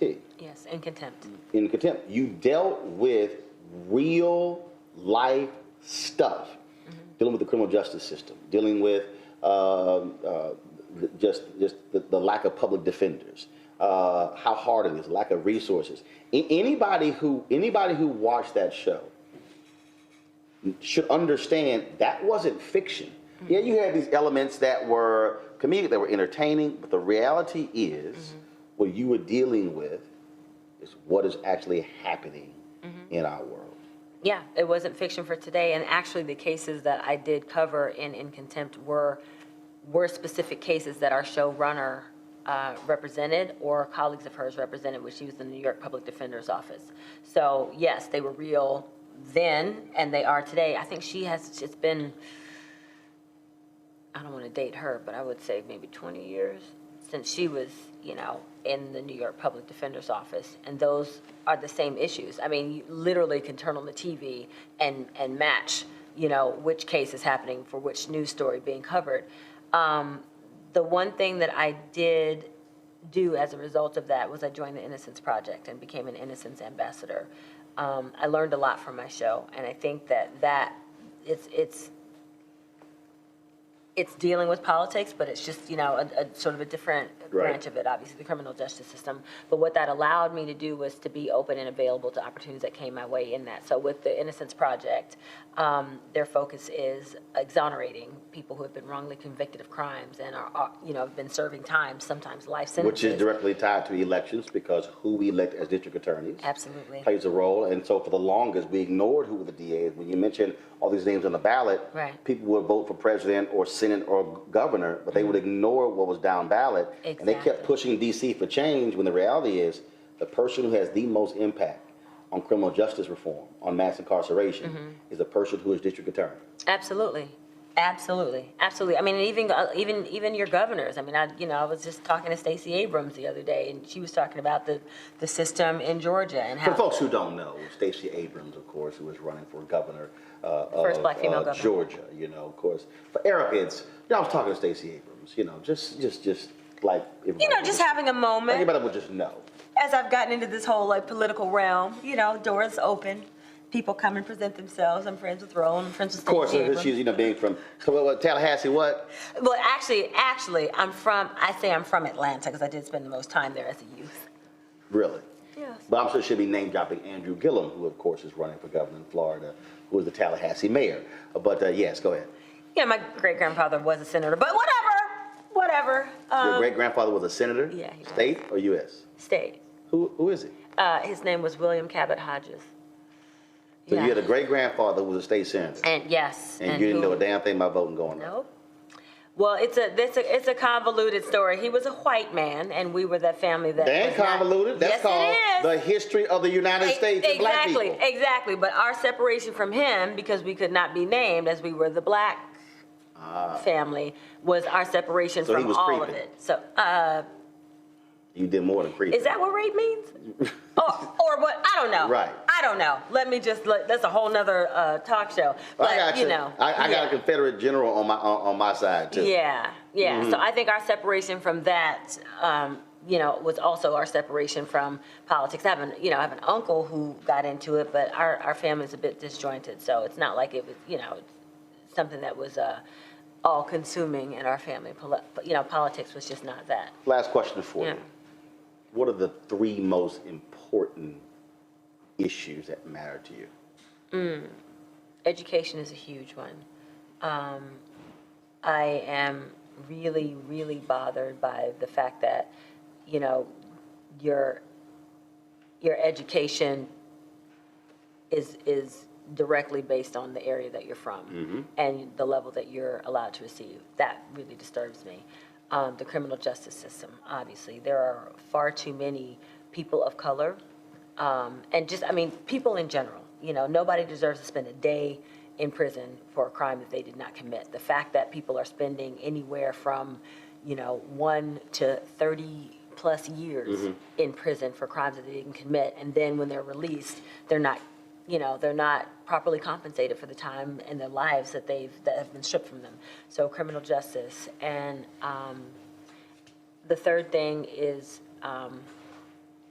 equal pay for women, which is unfortunately still an issue today across the board for women and people of color. It's such a set thing, and nobody does enough to make sure that it's absolved. So those are the three issues that. All right. So last thing here, we're going to do a test. Oh God. Oh yeah, you're going to school. This is the last thing here. And so I did a panel at the NAACP convention. Okay. And everybody on the panel failed.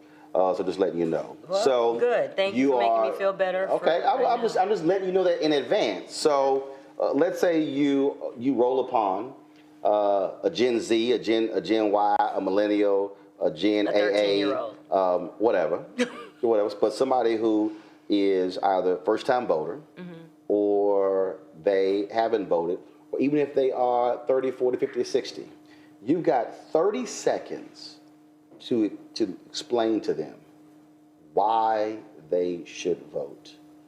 What do you tell them in those 30 seconds? Go. Okay, your right to vote was really hard fought for, and it was hard won by your ancestors. There are people who absolutely died. They died for the right for you to be able to vote. Anything that you are dealing with right now, from the way that you are treated in your school systems, to the amount of money your parents have to pay for that school, to how you're treated when you go to the doctor's office, to the amount of insurance that your parents have. When you see your parents arguing over bills, those are things that can be affected by the fact that you vote. And if you vote, all those things can change. And every single vote matters. What else do I want to tell you? I don't know, because you had 40 seconds. Huh? 40? You had 40 seconds. Oh my gosh. Okay. All right. So it was 30 seconds. That was the test. The test was to do it in 30 seconds. wow. I thought you, here, let me tell you why that test is unfair. And this is why I would vote you out as teacher. Because you looked at your watch indicating you were going to tell me when my time was up. You didn't say you have 30 seconds, time yourself. No. You said you have 30 seconds, go. See, that's right. Normally when that happens, Right here's the precedence. Okay. Let's go back to precedence. So you got a watch on? No, I don't. And that's something that you should have asked me whatever. Okay, fine. All right, tell me when to go. Let me tell you something. No. Take the watch. You can't create the test. Here's the deal. I'm going say, you know what, you take it, now you fail. Now I'm going to take it. You created the test. That's an unfair advantage. Again, reasons why you should vote. People are given unfair advantages in this world. And in order to change that and to make the playing fields level, like he's showing us right now, you need to get out there and vote. Take the watch. Be woke, not vote. Take the watch. Take the watch. Tell me when to go. I'm looking at this camera right here. Go.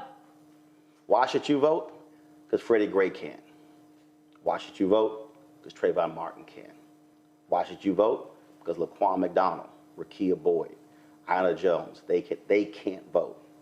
Your vote can make the difference on any issue it matters, but you have to actually use it. I'm going to tell you something. That was less than 30 seconds. I'm just saying. And I'm just saying. He timed that. And I'm going to keep your watch. He timed that in the mirror.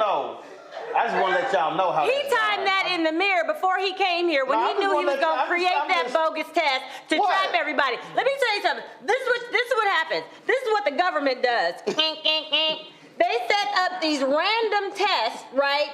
To perpetuate this voter suppression and this voter disenfranchisement, just the way you did with this test. If you can pass this test, then you can vote. But they already know the answers to the test. No, that wasn't literacy So they give you the test. No, they give you the test. Here's the thing. The answer, if he had said to me, if he had spelled it out the way that you want things to be spelled out to you when it comes to politics, if he had said to me, Erica, I'm going to give you a test. The test is convince someone to vote in 30 seconds. Do y'all think she's protesting too much?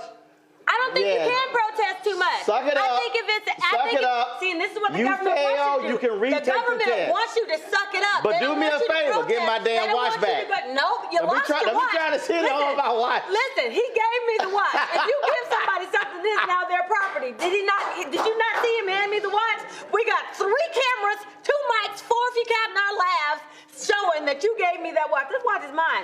But my point is that the government wants to shut us down. They want to keep us quiet. They want to say that the issues that matter to us don't really matter. That's what he's showing us right now. He just gave me a bogus test that he already knew the answers to and said, oh, you failed, I passed, I win. That's basically what the issue boils down to. You just brought it down to you just made it fodder for the goats. That's what you just did. All I'm saying is this here. This is why we did the test. What often happens is we say people died for your right to vote. That's great, but we got to make it relevant to a person today. So if they are out there protesting about these black men and black women who've been shot and killed by cops, I'm not going to bring up Jimmy Lee Jackson, who was shot and killed in Selma in '65. I'm going to bring up these young folks who can't. That's all it was. Erica Ash, thank you so very much. Yes. And thank you for my watch. Now the watch going to come back. Again, folks, use your power.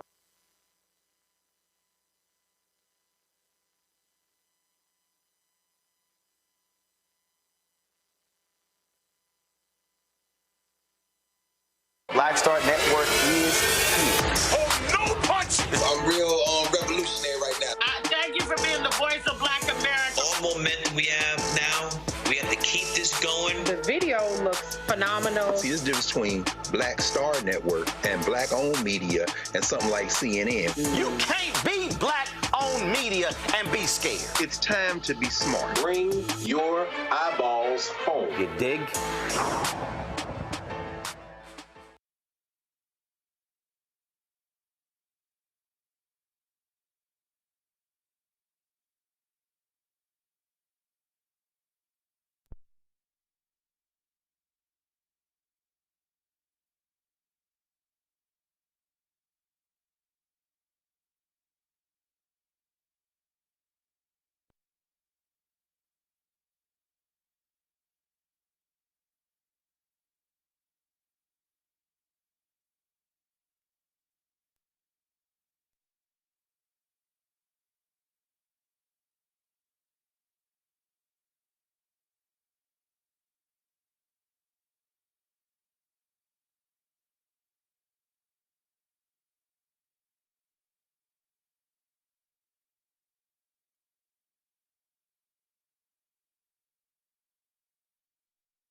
The cosmetics retailer.